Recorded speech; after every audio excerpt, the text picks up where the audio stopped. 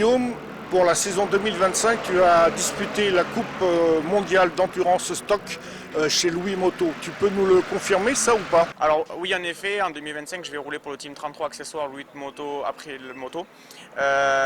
Donc du coup, on va faire le championnat du monde d'endurance pour tout simplement viser le titre de champion du monde. Tu es l'un des rares pilotes à avoir roulé également en championnat d'Espagne et en championnat de France. Est-ce que tu peux nous expliquer un peu la différence qu'il y a entre ces deux championnats? Alors sur le championnat d'Espagne en Superbike, j'ai été vice-champion d'Espagne en 2023 avec le team de Juan-Éric Gomez.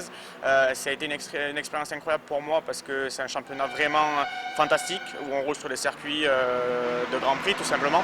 Donc j'ai été vraiment très, très satisfait.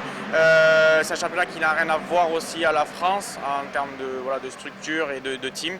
Donc j'aurais bien aimé continuer dans ce championnat-là. Quelle est la vraie différence entre le CEV et le FSBK? Tu m'as dit tout à l'heure qu'en CEV, quand tu étais champion d'Espagne, en fait, tu avais aussitôt des retombées. Tu as cité par exemple l'exemple de Tito Rabat, etc., etc.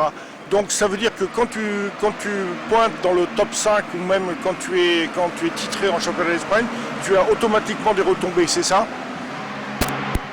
En effet, alors sans dénigrer du tout les pilotes français parce qu'on a des grands noms ici qui roulent sur le FSBK.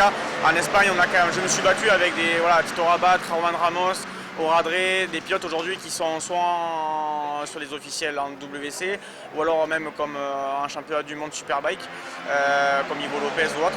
Donc c'est vrai que le niveau est très haut et également et c'est un championnat qui est extrêmement regardé comparé au FSBK par les teams à l'étranger. Après ça, j'ai eu plusieurs propositions en Mondial Super Sport ou en Moto 2 en film junior.